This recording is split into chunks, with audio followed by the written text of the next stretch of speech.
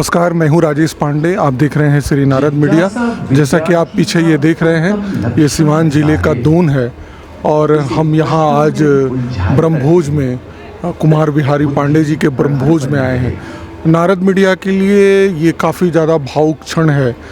जिस व्यक्ति को आज भी हम ये नहीं मान रहे हैं कि वो हम लोग के बीच नहीं है, लेकिन ये कहना पड़ रहा है कि वो हमारे बीच नहीं है।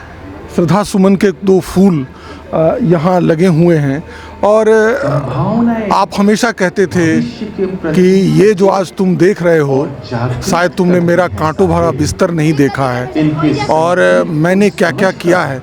हम लोग का सौभाग्य है कि उनसे हम लोग मिला करते थे और हमेशा उनके पास आया करते थे।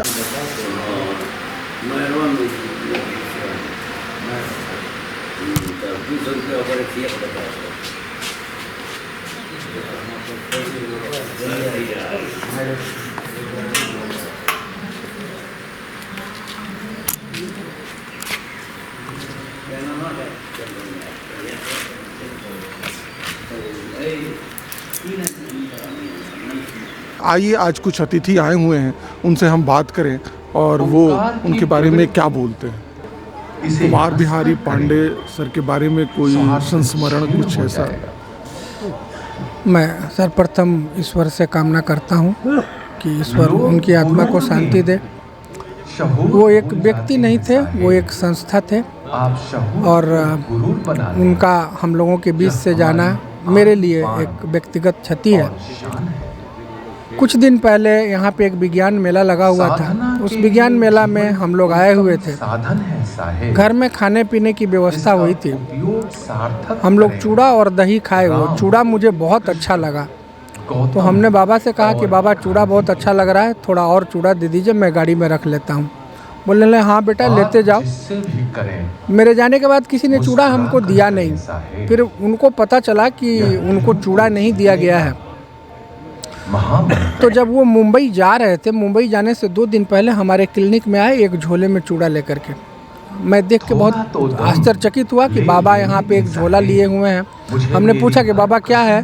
तो अरे बचवा, तू चूड़वा तुमको नहीं न दिया, सब वो लेने आए हैं, रख लो। मैं मुंबई जा रहा हूँ कल, अब पता नहीं कब मुलाकात होगी और हमें क्या पता था कि ये हमारी और उनकी अंतिम मुलाकात है।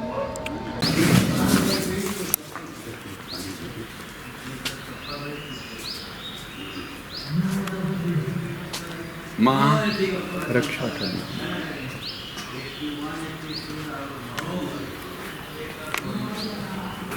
आमा तू गइल बा हो, बोलियाइल बा। मधुमक्खी आ गई हैं।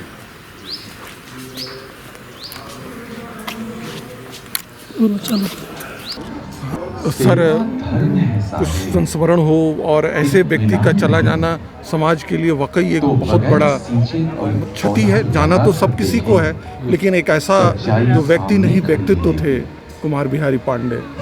ओम शांति। पिछले लगभग 10 सालों से मैं सर से जुड़ा हुआ था और उनका प्रेम स्नेह हम लोगों को मिला और मार्गदर्शन भी मिला। वो सचमुच एक सच्चे कर्मयोगी थे। जब भी उनसे मिलने के बाद से एक ही चीज़ की शिक्षा मिलती थी कि कर्म करो, और कर्म ही एक ऐसा साधन है जिससे तुम जो चीज़ चाहते हो वो संसार में तुम पा सकते हो, चाहे कर सकते हो। वो जीते जागते वो गीता के साथ थे और उनको हर बार देखने से एक अलग से ही ऊर्जा मिलती थी। पिछले हम भी उसी वक्त जो विज्ञान मेला के वक्त आया था और उस वक्त देख के ऐसा लगा नहीं कि 1.5-2 महीने के बाद वो इस दुनिया में नहीं रहेंगे। वो बिल्कुल ऊर्जा में मंच का खुद से संचालन कर रहे थे। हम सभी लोगों का स्वागत किया, जो अपना प्रेम दिया। तो हम लोगों के लिए तो ये बहुत बड़ी क्षति है और शायद आने वाले जनरेशन्स को अगर हम लोग उस व्यक्तित्व के बारे में बताएं तो लोग शायद विश्वास न करेंगे कि ऐसा भी कोई इंसान हो सकता था धरती पे। मैं तो कभी कर्म को छोटा माना नहीं। कर्म ही तो है जो राम को राम बनाया और कृष्ण को कृष्ण बनाया। कर्म की पूजा करिए, सत्य का आचरण करते रहिए, सेवा परमो धर्म है। कुमार बिहारी पांडे चाचा जी के बचपन के दोस्त, लंगोटिया यार, आज हमारे साथ हैं और आप राजकिशोर भारती हैं। आप जिले के लब्ध ख्याति प्राप्त एक किसान हैं, क्या कहेंगे आज दोस्त क्या को छोड़ हमसे जाना? कोई शब्द नहीं है हम कहने लायक, हम लोग सुनने हो गए। कोई शब्द नहीं है मेरे पास कहने का, पूर्ति नहीं हो सकती है इसकी। जो उनको देख के ऐसा लगता था कि ये व्यक्ति अभी इतना जल्दी ना चला? नहीं नहीं इतना कर्मठ व्यक्ति, इतना नहीं, हाँ सुई के नोक के बराबर भी उनके जीवन में समय नहीं था किसी और चीज के लिए। ना, बिल्कुल हमेशा काम किया करते थे। एकदम कर्म में ही विश्वास करते थे। कर्म ही उनका सबसे बड़ा धर्म था। कैसा लग रहा है आज दोस्त के चलते? अरे क्या लगेगा, हम लोग शून्य हो गए बिल्कुल। किसी तरफ कोई, सब तरफ। अच्छा, ऐसा लगता है कि वो कभी इधर उधर घूम के आ रहे हैं? आ रहे हैं, लगता है, सब कुछ समारोह हो रहा है, हाँ। लेकिन वो किधर से घूम के आ रहे हैं? लगता है कि आ जाएंगे। हाँ, आ जाएंगे। मैंने बहुत पहले सुन रखा था कि कोई भी कर्म करने से असंभव भी संभव हो जाता है। इसलिए मैं किसी मनुष्य को लंगी नहीं मारता हूँ, लेकिन कर्म को लंगी मारता रहता हूँ। हमारे साथ एक दरौली के पूर्व अधिकारी हैं और हम उनके साथ कई स्मृतियां हैं सर की। क्या कहेंगे उनके बारे में? कुमार बिहारी पांडे जी मेरे लिए बड़े भाई थे। मैं 1983 से 87 तक यहाँ का प्रखंड विकास पदाधिकारी रहा हूँ। उसी समय हमारी उनसे जान पहचान हुई और आप जहाँ जिस जगह पर खड़ा हैं, इसको हम और वो दोनों मिलकर इस विद्यालय को खड़ा किए हैं। मैंने ही उनसे बॉम्बे में कहा था कि भाई साहब, आप बॉम्बे के इंडस्ट्रियलिस्ट हैं, गांव में आपको कौन पहचानेगा अगर कोई आपकी संस्था नहीं होगी तो। हम और बिहारी भाई जी दोनों रांची गए, वहाँ पर एक सुधीर तिवारी का एक स्कूल था, उसको देख कर आए। उनके बेटा संजय मिलकर हम लोगों ने इस स्कूल की कल्पना की और इस स्कूल को खड़ा किया। एक ITI भी हमने उनको खुलवाया यहाँ पर, जो अभी बहुत बढ़िया से चल रहा है।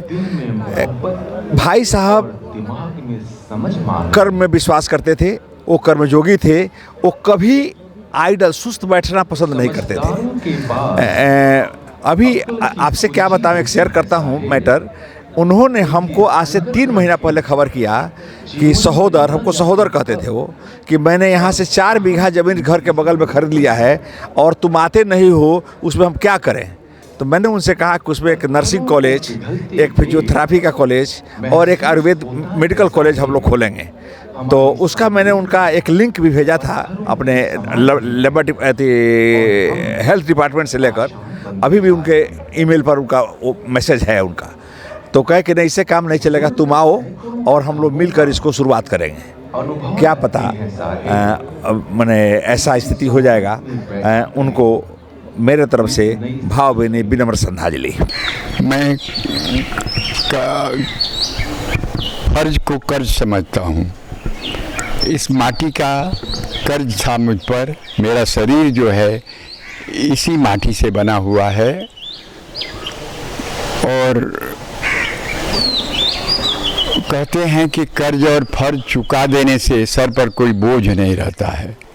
क्या कहेंगे कुमार बिहारी पांडे के बारे? कुछ दिन पहले अखबार में खबर आई कि उद्योगपति कुमार बिहारी जी नहीं रहे, लेकिन उद्योगपतियों का जो परिचय था बड़ा संकीर्ण परिचय था। बेसिकली वो कर्मयोगी थे और ज़िंदगी के हर आयाम में उनका कर्म जो है उनका बहुत बड़ा आधार था, बहुत मजबूत आधार था। और उनकी पूरा उनका जो जीवन है, उनकी जो पुस्तक है अनुभव का आकाश, जो भी आदमी संघर्ष में है या जो भी आदमी किसी संकट में है या उसकी परिस्थिति अच्छी नहीं है, अगर वो एक बार अनुभव का आकाश पढ़ ले तो उसको पूरी ज़िंदगी का एक सकारात्मक संदेश उसको मिलेगा और बहुत ही बढ़िया रहेगा। हम आज उनकी श्राद्ध के अवसर पर उनको श्रद्धा सुमन अर्पित करते हैं। माँ वो विभूति है जो ये अपने शिशु को अपने ममता के आंचल का छांव देकर धनवान, ज्ञानवान और बलवान बना देती है।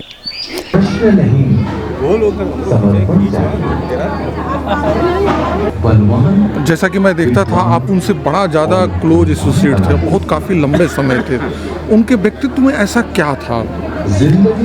क्या था ये तो दोनों आदमी की उम्र में बड़ा अंतर था, लेकिन क्या ऐसा था? क्या था ये तो बताने के लिए मैं सक्षम नहीं हूँ, क्योंकि मैं नहीं बताऊँगा वो क्या ऐसा चीज़ था जो पकड़ के रखा था। हाँ, ये ज़रूर था कि उनमें कुछ ऐसी ज़रूर चीज़ें थी जो कि सारी बातों को मानने के लिए विवश कर देती थी। ठीक है, चूँकि अब हम लोग डॉक्टर हैं, काम कर रहे हैं, थोड़ा भी यंग एज में हैं, तो आमतौर पे एक मिथ होता है कि हम जो कह रहे हैं वो तो सही कह रहे हैं, लेकिन उनमें एक ऐसी चीज़ थी जो कि लगता था कि सब चीज़ हम घंटों बैठ के उनको सुनते थे। कई बार हम यहाँ आते थे, बहुत सारे लोग जो हैं, और हम आते थे और 2-3 घंटा बैठते थे कि वो कर क्या रहे हैं, उसको देखते रहते थे, सुनते थे और चले जाते थे। वो पूछते थे क्यों आए थे, उन्हें बस ऐसे ही आ गए थे। तो कुछ तो उनके अंदर ऐसा स्पेशल पावर था। हम लोग दुखी ज़रूर हैं कि वो अप्रत्यक्ष रूप से हम लोग के सामने नहीं है, लेकिन हम ये मानते नहीं हैं कि वो नहीं है। हमको लगता है कि वो बहुत अनेक तरीके से यहाँ पे हैं, विराजमान हैं, उनकी चीज़ें यहाँ पे कलाकृतियाँ हैं जिससे बहुत समझी जा सकती है। हमको ये नहीं लगता कि हम लोग उनको जो समझ पाए हो 5% भी हम लोग समझ पाए हों, और हम लोग की ज़िंदगी भी ख़त्म हो जाएगी तो शायद नहीं समझ पाएंगे लोग। एक बहुत छोटा सा उदाहरण मैं देना चाहूँगा। यहाँ पे जो आज अरविंद जी महाराज जिन्होंने पूजा कराया, तो हमने उनसे थोड़ी देर जो बात हो रही थी उसमें यही बात हुई कि हम लोग, अब मेरे माता पिता डॉक्टर थे, उनके माता पिता पुजारी थे, पूजा कराते थे।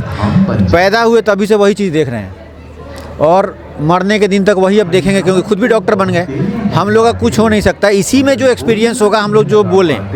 लेकिन उनके जीवन को अगर हम समझते हैं तो 5 साल में जो आदमी को इतना हिम्मत था कि निकल गया घर से, माँ को अकेले ला के अगर उनको जीवनी का पड़े, और पार्ट जीवन में होटल में काम किए, फैक्ट्री में काम किए, एज ए दरवान काम किए, एज ए गार्ड काम किए, और एज ए एक मैकेनिक भी काम किए, और एज ए इंजीनियर, फिर राजवाड़े में चले गए, फिर मतलब एटलीस्ट 10-15 तो ऐसी चीज़ें हम लोगों को पता है जो जीवन उन्होंने जिया है। हम लोग किसी का देख के समझते हैं। आप पत्रकार हैं तो आप एक डॉक्टर की ज़िंदगी जो देख लिए उससे एक परसेप्शन बना लिए, लेकिन उस चीज़ को आप जिए नहीं है, इसलिए आप असलियत नहीं समझ सकते। वो उस चीज़ को जी के, और सबसे बड़ी बात जो उनसे मैंने सीखा है और शायद जीवन भर उसको मैं याद रखूँगा, कि सबको वो इतना इज्जत देते थे। अगर हम आ रहे हैं तो हमको लग रहा है कि हम ही को इज्जत मिल रहा है, पर ऐसा नहीं है। मेरा ड्राइवर को भी उतना ही इज्जत मिल रहा है और सबको एक समान इज्जत देते हैं। बहुत सारी सीखने की बात है, नहीं है हम लोगों के बीच में, ये एक दुख का तो बात है, लेकिन इस चीज़ को एक्सेप्ट करके चलना है कि बहुत दूसरे तरीके से वो हम लोग के साथ हैं, हमेशा हम लोग के साथ हैं, उनकी चीज़ें हम लोग के साथ हैं। एक जूठा बर्तन साफ करने वाले को IAS दामाद मिल सकते हैं क्या? मुझे मिला है। IPS दामाद मिल सकते हैं क्या? मुझे मिला है। ये मेरे कर्मों के कारण मिला है। मैं एक जगह कोट किया हूँ कि आदमी की पूजा नहीं होती है, उसके कर्मों की होती है। हमें कर्म को सुंदर से सुंदर करना चाहिए। कि आप पीछे देख रहे हैं, ये बिहारी चाचा की पूरी फैमिली है।